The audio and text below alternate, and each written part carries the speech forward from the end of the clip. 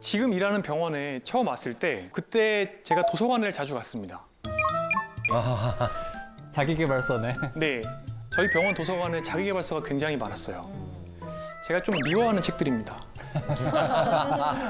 이 책에서는 우수한 부사장님의 사례가 나오는데 굉장히 모범적인 부사장님은 새벽 1시 정도까지는 술을 열심히 드시고요. 그리고 4시간 반 뒤인 5시 반에 본인의 집무실에 앉아서 그때부터 일을 시작해야 된다. 아 맞아. 저런 분들 많이 계세요 진짜. 네, 잠 안 자고? 네. 그 책에 나오는 구절 중에 이런 게 있습니다. 하루에 15시간을 몰입을 해야 하는데요. 못하죠. 못하죠. 기본적으로 대부분의 몰입이 그렇게 긴 시간 동안 일어나는 게 아니고요. 나머지는 대부분 이제 가짜 노동이죠. 그죠. 네. 그러니까 15시간 동안 모니터 앞에 앉아 있으면 김병일 교수님이 말씀하신 가짜 노동을 하는 거거든요. 그러면 어떻게 보면 우리나라는 굉장히 장시간 일하는 게 너무나 당연한 것처럼 되어 있는 분위기가 있는 거죠. 자, 그래서 결론적으로 말씀을 드리면 하루에 우리가 24시간이 있습니다. 그 24시간 중에 긴 출퇴근 시간이 있고요. 또 과도한 업무 시간. OECD에서 우리나라가 가장 일 많이 하는 나라로 손에 꼽힙니다. 저는 이 시간들을 제외하고 나를 위해서 쓸 수 있는 남은 시간을 가처분 시간이라고 불러요. 어떻게 보면 일하는 데 쓰고 필수적으로 쓰는 거 말고 나를 위해 쓸 수 있는 시간인 거죠. 실은 이 가처분 시간을 활용을 해서 건강하게 자고 먹고 운동을 하는 게 결국에 가속노화를 막는 방법이에요. 저한테 이제 악플 다는 분들이 있거든요. 뭐라고 달아? 뭐라고 달길래? 아, 그게 내가 몰라서 못하냐. 맞는 말씀입니다. 맞아. 네, 정말 맞는 말씀이죠. 몰라서 못하시는 게 아니라 현실적으로 일단은 가처분 시간이 부족하고 동시에 이 가처분 시간을 활용하는 방법도 왜곡되어 있는 경우가 많아요. 어떻게 보면 절대적인 가처분 시간이 부족한 상황에서 더 열심히 살아야 된다는 또 N잡을 하기도 하고요. 나를 돌볼 시간에 뭘 또 공부하기도 하시고 이렇게 자신을 스스로 학대하는데 아까운 가처분 시간을 낭비하는 분들도 많아요. 이렇게 하다 보면 진짜로 남는 진짜배기 가처분 시간이 너무 짧죠. 이 스트레스를 빠르게 풀기 위해서 결국에 우리한테 도파민을 주는 담배, 술, 숏폼 이런 것들을 찾고 결론적으로는 자극에 쩔어진 뇌를 가지게 됩니다. 이런 생활 습관에 이제 익숙해져 버린 사람들한테 건강하게 운동으로 스트레스를 풀어라. 렌틸콩밥 드세요. 뭐 이렇게 얘기를 하면 그 자체가 스트레스입니다. 그렇죠. 이제 너나 먹어라. 이런 걸 먹느니 스트레스가 더 받는다. 결론적으로는 이제 건강한 생활 습관이 노제 민생이라고 많은 분들이 생각을 하는 거예요. 그러다 보니까 점점 더 자극성이 높아지게 되는 삶을 살게 되고 그 결과로 이제 MZ세대 가속노화의 범인이 마라탕우르가 된 거죠. 어떻게 보면 마라탕우르라는 건 어떻게 보면 표면에 드러나 있는 현상에 불과하고 뭐든지 빨리 더 많이를 외치는 이 가속사회죠. 우리 사회는 정말 가속사회라고 볼 수가 있는데 이 가속사회 속에서 우리 모두가 내 숫자 나이보다 더 빨리 늙는 그 가속노화를 경험할 수 있다는 것을 사실 이해를 하셔야 되고 압력솥 같은 우리 사회의 시스템 전체가 바뀌어야 된다는 거를 이 자리에서 다시 한번 말씀을 드리고 싶습니다. 자, 이 테스트를 함께 해보시면 좋을 것 같습니다. 테스트 좋아요. 5점 만점이고요. 1번, 나는 일주일에 3번 이상 땀이 날 때까지 30분 이상 운동한다. 요즘 못해. 나는 매일 채소나 과일, 통곡물을 먹는다. 이건 0.5점입니다. 당분이 들어있는 음료를 일상생활에서 마시지 않는다. 나는 일주일에 15잔 이하의 술을 섭취한다. 아 매주. 한 18잔 정도 되는데 이거 그럼 넘는 거죠. 아이 아깝다. 나는 한 번도 담배를 피운 적이 없다. 나는 현재 정상 체중이다. 1점. 단순화해서 오늘 보여드리는 거고요. 대략 5점 만점에서 여성분은 1점 깎일 때마다 2.8년 정도, 남성분들은 1점 줄 때마다 2.4점 정도 수명을 깎아 드신다고 보시면 됩니다.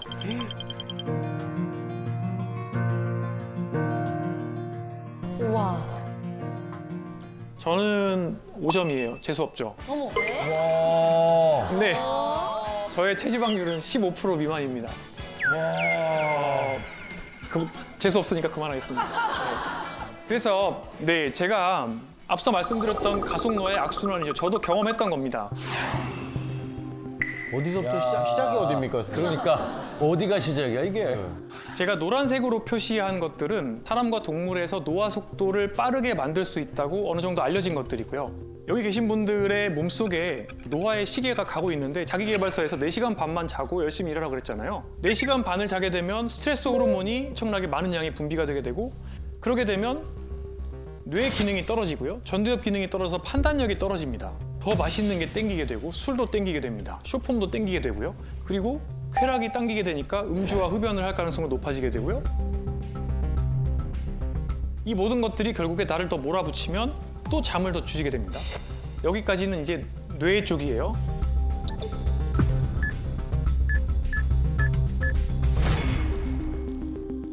대사 쪽을 봐보죠. 단순당과 정제국물이 잔뜩 들어있는 가속노화 식사를 하시게 되면 근육은 빠지고요. 지방은 늘어납니다. 이런 지방들은 정상적으로 우리가 가지고 있어야 되는 피하 지방이 아니라 대사적으로 안 좋은 지방이고 염증 물질을 만드는 지방이에요. 이 염증 물질은 근육을 녹입니다. 스트레스 호르몬도 근육을 녹입니다. 결론적으로 팔다리가 가늘어지고 배가 나오는 ET 체형이 됩니다. 아휴. ET 체형이 되면은 만성 질환이 생깁니다. 인슐린 저항성이 생기고 혈압이 오르고 몸속에 노화 세포가 늘어나게 되고 이 모든 변화는 여러 가지 노화의 액셀러레이터를 밟아서 노화 시기가 가속되게 되고요. 이 모든 것들이 뱅글뱅글 돌기 때문에 우리가 노화 속도를 관리하려고 하면 여기에 있는 모든 것들을 동시에 다 관리를 해주셔야 됩니다. 어떻게 다 오늘 RT 제가 달겠습니다. 그걸 몰라서 지금까지 내가 그런데 이게 결론적으로는 악순환을 만들 수도 있고 반대로 이제 선순환을 만들 수도 있습니다. 지금 노란색으로 표시한 요소들을 다 관리를 하시게 되면 40대 남성 기준으로 수명이 20년 정도 늘어나는 효과가 있어요. 와.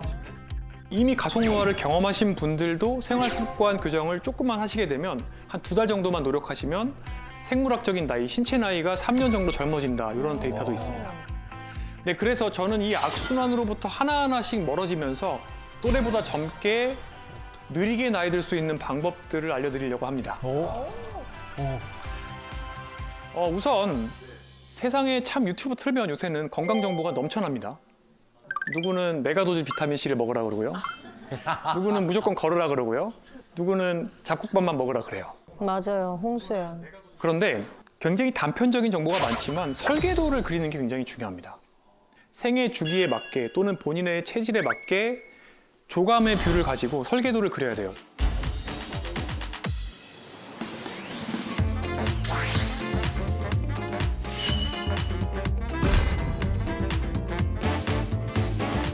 네 가지 M을 이용해 보시기를 권장드립니다. 노인의학에서 사용하는 건데요. 우선 이동성, 모빌리티입니다. 그런데 어느 정도 연배가 있는 분들의 노화를 측정을 하려면 사실 꽤 복잡합니다. 사실은 뭐 걷는 속도, 악력, 인지 기능, 뭐 우울증 정도, 만성 질환, 그다음에 혈액학적인 파라미터, 혈액학적 변수 여러 가지들을 이제 테스트를 해서 그러니까 포괄적으로 평가를 해서 저희가 측정을 할 수가 있고요. 자, 그런데 이런 것들이 굉장히 또 많은 품과 시간이 들어가기 때문에 전문가들은 조금 더 간단한 테스트 방법을 계속해서 연구해 왔습니다. 자, 그런데 모든 테스트 방법 중에서 가장 중요하고 또 확실한 방법은 바로 움직임과 관련된 신체 기능입니다. 예를 들어서 노인분들이 평소대로 걸었을 때 1초에 1m 이상의 속도가 나온다고 하면 웬만해서는 앞으로 10년 내에 사망할 가능성은 없다고 예측을 할 수가 있습니다. 그래서 일상에서 최대한 많이 걷고 움직이라고 말씀을 드리고 싶습니다. 다리를 교통수단으로 우선 생각을 하십시오. 엘리베이터를 탄다, 타지 마세요. 디폴트, 기본을 내 다리라고 생각을 하시면 좋습니다. 힘들어. 걷기가 주는 효과는 굉장히 대단합니다.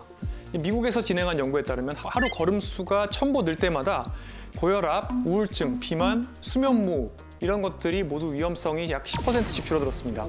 오 많이 줄어드는 건데 10%면? 보통 2000보 정도부터 걷기 효과가 나오기 시작하고 한 8000에서 10,000보 정도를 걸으면 그 이익이 쭉 이렇게 증가되는 속도가 느려지기 시작해요. 그래서 대부분의 사람들은 8000보에서 10,000보 정도는 걷는 게 좋고요. 그래서 요새 이런 얘기를 하죠. 앉아있는 것은 새로운 종류의 흡연이다라는 말도 생겨났습니다. 어머. 여기 다들 지금 흡연자네. 앉아 있는 게 정말 좋은데. 선생님 지금 집에 올라가실 때 계단으로 가시나요? 저는 제 사무실이 7층에 있는데 솔직히. 솔직히 대부분 걸어갑니다. 근데 저희 집은 11층인데 여기는 대부분 엘리베이터를 탑니다. 근데 이제 반대로 제가 이제 걷기 운동하라고 잔소리를 안 해도 너무 잘하시는 모범생 분들이 있습니다. 6070인 분들이죠. 큰형님 누님들. 네. 저한테 오시는 분들 중에 체중이 이제 너무 빠지고 또 근육이 이제 쇠약이 생기면서 저를 찾아오시는 분들이 많아요. 이런 분들한테 운동을 뭐 하시느냐고 제가 여쭤보면 거의 이제 95% 정도 되는 분들이 이제 매일 뭐 1시간 걷습니다. 뭐 2만 보 걷습니다. 제가 왜 이렇게 열심히 걷는데 근육이 빠집니까? 하는 분들이 있습니다. 근육이 빠질 만큼 걸으시니까 근육이 빠지죠. 근손실 나는 거예요, 걸으면? 네. 너무 많이 걸으면 근손실이 생깁니다. 진짜? 잠깐만 네. 그러면 형님 누님들 얼마 정도 걸으셔야 됩니까? 그래서 일단은 충분히 잘 드시고 그리고 걷기뿐만 아니라 근력 운동. 다른 운동들을 근력 운동 포함해서 다른 운동을 해주셔야 되는데 아 같이 병행하시라고. 특히 건강검진하면 막 나옵니다. 당뇨 전 단계입니다. 또는 당뇨 초기입니다. 중성지방이 높아요. 이러면 이제 또 찾아보시고 아 이거는 내가 생활 습관으로 하겠다. 네. 걸으시면서 한 10kg 빼시고 그리고 이제 이제 온몸이 아프고 막 쇠약감이 생기면서 저한테 오시는 거죠. 그런데 이제 문제가 근육의 밸런스가 깨져 있고 관절 가동 범위가 떨어져 있는 경우가 많죠. 특히 이제 50대, 60대 이후의 분들은 그동안 앉아서 일하시던 것들 이런 것들이 쌓여 있기 때문에 고관절 가동 범위가 줄어들어 있고 특히 어깨 관절도 굉장히 딱딱해져 있고 이러다 보니까 몸이 불안불안한 상태에서 운동을 하게 되고 또 정형외과를 가시면 이제는 사용을 하시면 안 됩니다. 이 얘기를 듣게 되거든요. 근육을 만들어 놓고 나중에 내가 중병을 앓았을 때 병원에서 20, 30% 근육이 줄어들어도 집에 온 다음에 내가 일상생활 할 수 있는 만큼의 어떻게 보면 근육 저금 통장을 내가 만들어 놔야 되는 거거든요. 그러기 위해서는 미리미리부터 준비를 하셔야 되는데 많은 분들이 헬스장에서 그냥 TV 보시면서 굉장히 천천히 이제 맞아, 걸으면서 자전거 이렇게 운동하시는 타시고. 분들이 많은데 이제 이런 운동을 하시기보다는 전문가를 찾아가세요. 돈을 내고 운동을 배우세요.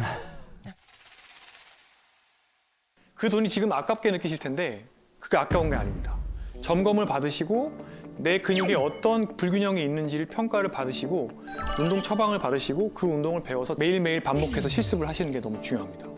이렇게 잘 걸을 수 있는 몸을 만들고 걷고 나머지 운동들을 하시다 보면 90살까지도 잘 걸으실 수가 있어요. 결국에 우리가 걷는 이유는 8, 90대에도 내가 자유롭게 걷고 시장도 가고 친구도 만나려고 걷는 거예요. 맞아요. 요즘 MZ들은 어떤 운동을 좋아하나요? 코비드 때는 뭔가 골프, 테니스 이런 게 좀 유행이었다면 네. 요즘엔 좀 더 사람들 만나면서 같이 할 수 있는 그런 뭐 크로스핏이나 아니면 클라이밍 이런 거 굉장히 잘 돼 있더라고요. 그렇죠. 고강도. 그러면 요즘 중년분들이 꼽는 4060의 운동 트렌드는 뭔지 혹시 아세요? 바로 맨발 걷기입니다. 어싱.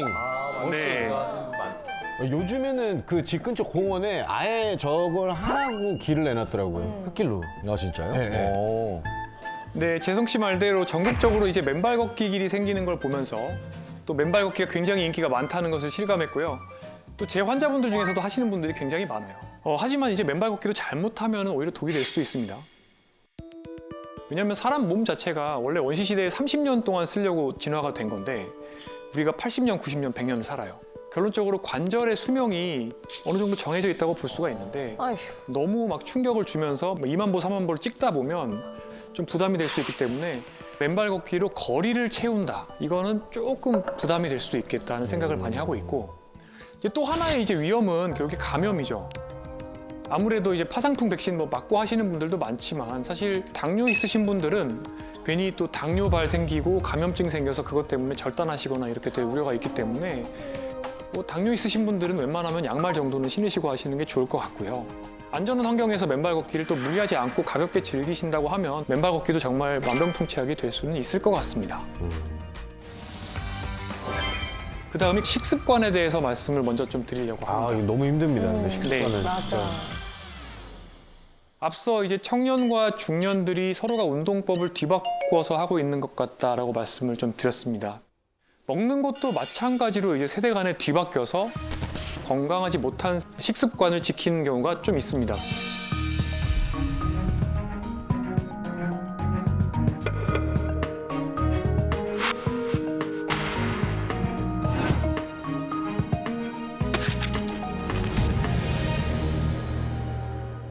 이것 때문에 실랑이가 많이 생겨요.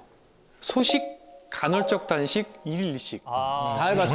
수원 씨 다 해봤죠? 다 해봤어요. 지민 씨도 해보지 않았습니까? 저는 그냥 다 소식해요. 아, 그래서 끼니를 많이 군살이었구나. 아니 근데 회식 때 또 술을 드시잖아요. 술을 좋아하죠. 근데 건너편에 박나래 씨, 허한나 씨 막 이렇게 앉아 있잖아요. 걔네는 제가 남긴 거 다 쪼먹어. 아, 그렇게 됐군요. 작은 거인이 됐군요. 이런 식습관들은 물론 건강에 도움이 될 수 있습니다. 아, 그래요? 네. 2030 조금 더 넓혀서는 한 4050 어느 정도 몸에 에너지가 충분한 분들한테는 굉장히 도움이 될 수 있습니다. 제 병원을 찾아오셨던 50대 A씨가 있습니다. 비교적 이제 사업도 성공하신 분이고 또 자기 관리를 철저하게 정말 잘하시는 걸 또 장점으로 내세우는 분이죠. 그분의 식단입니까? 네, 그분의 식단입니다. 좋아 보이죠? 별 문제 없어 보이죠? 근데 이제 건강검진을 하셨어요. 마른 비만입니다. 체지방률이 굉장히 높아요. 거기다가 골다공증이 나왔고 당뇨병 전 단계에다가 고지혈증, 지방간. 다들 웅성웅성 하시는데요. 네. 식단 나오자마자. 총 열량을 계산을 해봤거든요. 그랬더니 기초대사량 정도를 드시고 있는 거예요. 어떻게 보면 약간의 기아 상태를 만들고 있는 상황이었고요. 우선 PT도 하시고 걷기도 하시고 그런데도 이제 또 대사증후군이 생기니까 너무너무 억울해 하셨는데요. 그러니까요. 하나하나 따지고 보면 왜 A씨가 만성질환이 생기고 또 마른 비만이 생겼는지 좀 알 수가 있습니다. 일단 바나나, 단순당이 많이 들어있어요. 네, 탄수화물이죠. 요거트에도 들어있습니다. 그리고 정제국물이죠, 시리얼. 아침에 혈당이 스파이크가 생기는 겁니다. 그러면은 그 스파이크가 생긴 다음에 점심 때는 식욕이 많아지죠. 아침에 혈당 스파이크를 경험한 사람은 점심 때 더 잘 생기거든요, 혈당 스파이크가. 그때 외식을 주로 하세요. 이 외식에는 또 액상과당이나 설탕이 많이 또 양념으로 들어갑니다. 네. 그래서 점심 이후에도 혈당 스파이크가 또 생깁니다. 아이고. 그 두 번의 스파이크 때 생겼던 과량의 탄수화물은 대부분 다 복부지방으로 즉각적으로 또는 지방간으로 즉각적으로 저장이 되고 있던 거죠. 저녁에는 탄수화물을 피하시려고 고기 위주의 식사를 하시는 것까지는 저는 좋은데 붉은 고기는 사실은 가지사슬 아미노산이라는 게 많이 들어있고 이런 것들이 또 인슐린 저항성을 높입니다. 거기다가 고위험 음주를 하시면 또 만성염증이 생기고 인슐린 저항성이 악화됩니다. 네, 그리고 술 드시면 배고프거든요. 그래서 자기 전에 과일을 드시는데 이 과일도 역시 탄수화물이라서 다시 또 체지방으로 쌓이는 거죠. 결론적으로 이제 A씨는 굉장히 밖에서 봤을 때는 우아한 겉모습을 가지고 계시지만 이제 지방이 배와 간에 쌓이고 또 근육은 빠지는 몸으로 이제 본인의 식단을 이제 만들고 가시는 거죠. 자, 그래서 일단 저는 설득을 해서 안 됩니다. 골다공증 약 드셔야 되고요. 당뇨약도 드시는 게 좋겠습니다. 라고 말씀을 드리고 동시에 이제 식단을 손을 봤습니다. 아침에는 일단 채소 위주 그리고 좀 당분이 없는 단백질 위주의 식사로 구성을 하고요. 저녁에는 자기 전에 드시는 과일을 좀 끊자고 말씀을 드렸고요. 또 붉은 고기를 좀 줄이고 그 자리에 이제 건강한 단백질을 넣었고요. 음주량은 한 번에 최대 와인 2잔 정도로 줄여보자고 약속을 했습니다. 점심은 외식 계속 하십니까? 네, 그래도 점심은 어쩔 수 없을 건데요. 근데 사실은 제가 처방한 당뇨약이 탄수화물의 흡수 속도를 굉장히 느리게 만드는 약이어서 혈당 스파이크를 제어를 할 수 있게 되었죠.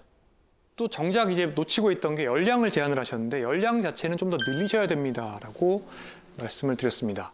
근데 여기서 이제 나오는 질문이 있죠. 열량을 더 늘리면 어떡하냐? 네, 너무 적게 먹으면 우리 몸이 들어오는 거를 그대로 다 지방으로 저장하려는 그런 경향성이 생깁니다. 그래서 설득을 해드렸죠. 오히려 지금은 기아 상태이기 때문에 들어오는 에너지가 다 지방으로 들어갑니다. 이거가 풀려야 됩니다. 이게 풀려야 지방을 태울 수가 있습니다. 설명을 드렸죠.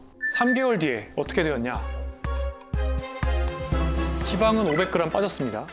오히려 근육은 늘어났고요. 6개월 뒤에 혈당 범위도 정상으로 회복이 됐습니다. 와. 네, 점점 이제 당뇨약도 줄여나갈 수 있게 되는 거죠. 체성분이 바뀌고 몸의 대사적인 특성이 바뀌게 되면서요.